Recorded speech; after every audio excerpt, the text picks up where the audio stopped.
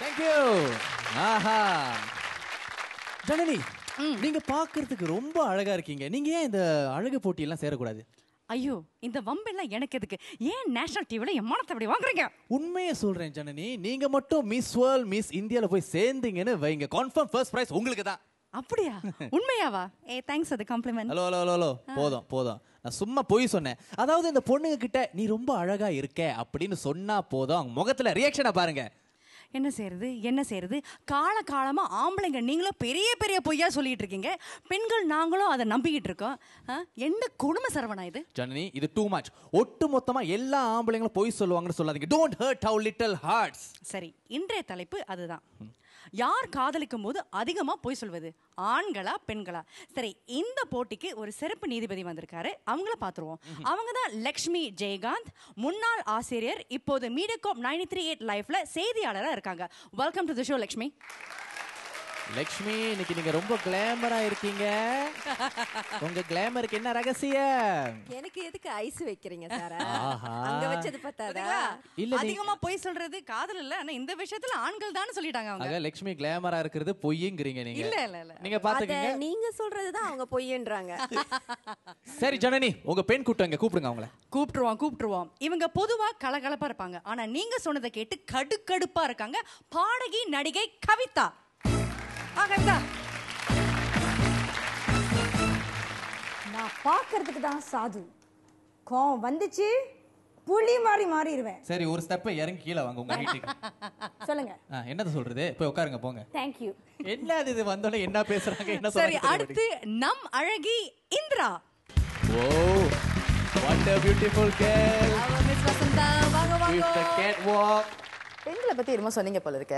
எல்லாரும் வந்து என்ன தாக்கிட்டு இருக்கீங்க? நாங்க நச்சுன்னு 4 வார்த்தை சொன்னாலும் உண்மையை தான் சொல்லுவோம். சில பேர் மாட்டி வளவலன்னு பேசி பொய் சொல்ல மாட்டோம்.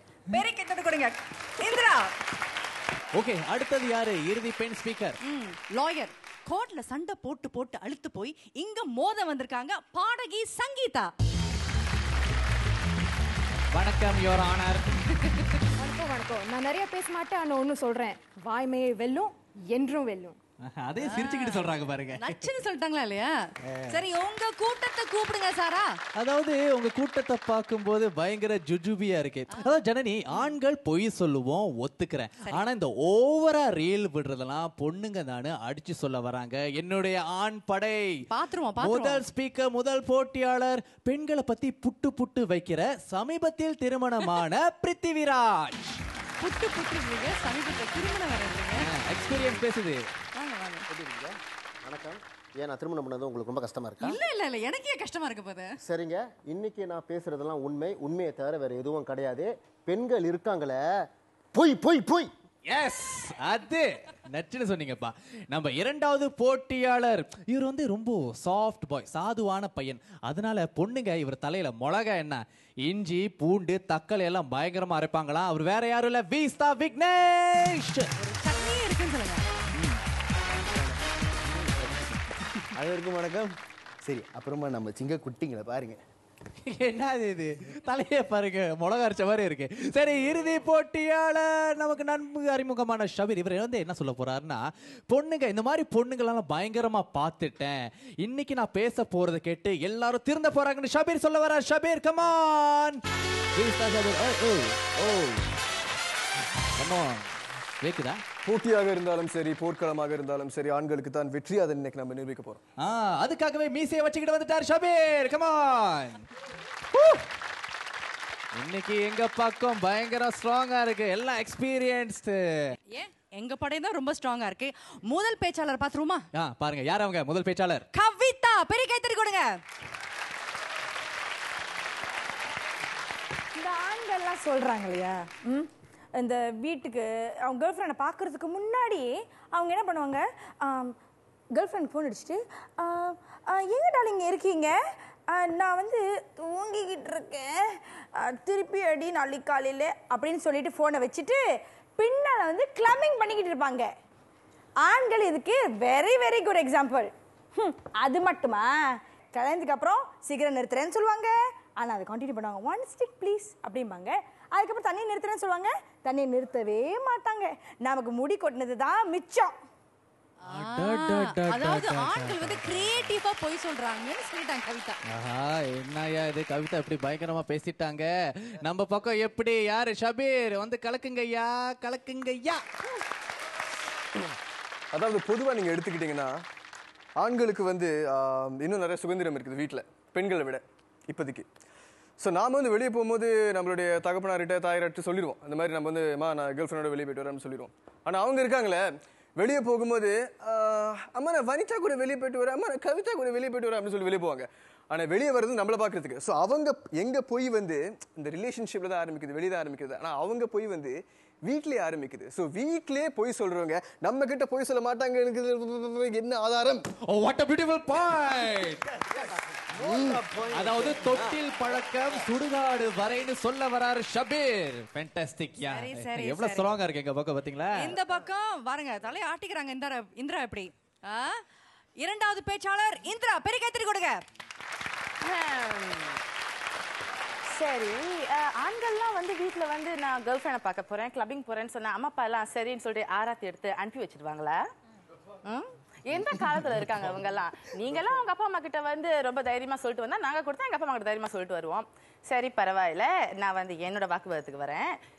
ஆண்கள் தான் பொதுவாகவே சரியா, மெஜாரிட்டி ஆண்கள் தான் பெண்களை வந்து அப்ரோச் பண்ணுவாங்க, அணுகி வந்து உன்னை பிடிச்சிருக்கு அப்படின்லாம் சொல்லுவாங்க. உண்மை தானே? உண்மையா இல்லையா? சரி, அப்படி இருக்கிறப்ப ஆண்கள் பெண்கள்கிட்ட வந்து பேசுறப்ப ஆண்களுக்கு பெண்களை பிடிச்சிருக்கு, அதனால தான் ஆண்கள் வந்து பெண்கள்கிட்ட பேசுறாங்க. அப்ப நாங்க எதுக்கு போய் சொல்லணும்? உண்மையா இல்லையா? நீங்களாம் வந்து எங்ககிட்ட பேசுறப்ப நீங்க தானே உங்களை பத்தி போய் சொல்றீங்க. நான் வந்து இங்க வேலை செய்யறேன், இவ்வளவு சம்பாதிக்கிறேன், இது வரைக்கும் எனக்கு கேர்ள் ஃப்ரெண்ட்ஸே இருந்தது இல்ல, என் எக்ஸ் கேர்ள் ஃப்ரெண்ட் வந்து என்னை ஏமாத்திட்டு போயிட்டா அப்படின்னு பல பொய்கள் சொல்லுவீங்க. அதுக்கப்புறம் தான் தெரியும் நீங்க எத்தனை கேர்ள்ஸ் ஏமாத்துனீங்கன்னு. அதாவது ஜனனி இப்போ நான் சொல்லிக்க விரும்புறேன் ஒரு விஷயத்த. அதாவது அவங்க சொல்றது முற்றிலும் உண்மை இல்லை. அதாவது இப்போ இந்திரா என்ன சொன்னாங்கன்னா ஆண்கள் தான் எங்களை அப்ரோச் பண்றாங்க, ஏன்னா நீங்க அப்படி ஒரு கட்டாயத்தை ஏற்படுத்திட்டீங்க. ஹே guys must make the first move here. நான் எப்படி நான் ஒரு girl, I can't be making the first move. That's why we are approaching girls. அதே கை தட்டுங்கயா. என்ன இது? Okay, what a beautiful point. என்ன சார் கெஞ்சற மாதிரி இருக்கு? இல்ல பாரு சப்போர்ட்யா. ஓகே, அடுத்து வந்து தலையில மிளகாய் அரைக்கப்பட்ட விக்னேஷ் வந்து பேசுவாரு. அவர் கண்ணாடி எதுக்கு போட்டிருக்காருன்னு தெரியல, கண்ணில் இருக்கிற பொய்யை மறைக்கிறதுக்கா? ஓகே சரி, இப்போ அவங்க கேர்ள் ஃப்ரெண்ட் பற்றி பேசிட்டு இருந்தாங்களா, அந்த சப்ஜெக்ட் பற்றி பேசுவோம். சரி, இப்போ ஒரு ரிலேஷன்ஷிப்பில் இருக்கும்போது ஒரு பிரேக்கப் செஷன் வருது வச்சுக்கோங்க. அதில் ஒரு கேர்ள் இன்னொரு காயை ஏற்கனவே செட்டப் பண்ணியாச்சு. ஸோ இதை வந்து காய் கிட்ட சொல்ல ரொம்ப கஷ்டம். ஆனால் என்ன மாதிரி போய் சொல்லுவாங்க தெரியுமா? ஓ இல்லைங்க, எங்கள் அப்பா அம்மாவுக்கு இதெல்லாம் பிடிக்காது. ஏன் இது காதலிக்கிற முன்னால் தெரியாதோ? சரி அது பரவாயில்ல, அதை விடுங்க. செகண்ட் என்ன தெரியுமா, இன்னொரு போய் நான் இனிமேல் வந்து படிப்புலையும் கெரியர்லையும் ரொம்ப கவனம் பண்ணோம். அது கெரியர்லாம் இல்லை, இன்னொரு கரடியை தேடு தான், வேற ஒன்றும் இல்லை. சரி, இப்போ நான் என்னுடைய வாக்குவாதத்தை முடித்து கொடுக்கிறேன். பாயிண்ட் வரும்போது அப்புறமா சொல்றேன். நல்லா பேசுனீங்க, சொடக்க போட்டு முடிச்சிட்டீங்க. மனசு நொந்து பேசுறாருயா, அதான் மனசு அப்படி ஒரு மாதிரி. இதுக்கு மேல பேசினா அப்புறம் அவங்க தாங்க மாட்டாங்க.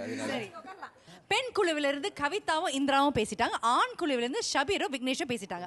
அடுத்தது என்ன? இப்போ ஒரு சிறிய இடைவேளைக்கு பிறகு இந்த விவாத போட்டியை முடித்து வைக்க போறாங்க பிருத்திவிராஜ் மற்றும் சங்கீதா. இது இடைவேளை, இது ஆனா பெண்ணா பாத்துருவோம்.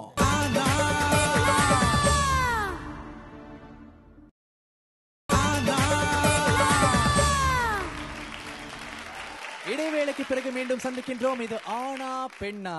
ஜனனி, இடைவேளைக்கு முன்பு ஒவ்வொரு சைட்ல இருந்து ரெண்டு ஸ்பீக்கர்ஸ் பேசி முடிச்சிட்டாங்க. இப்போ இந்த முதல் சுற்று, அதாவது விவாத சுற்றை முடித்து வைக்க போறார் ஆண் பக்கத்திலிருந்து பிருத்திவிராஜ். பயங்கர கைத்தட்டல், கம் ஆன்.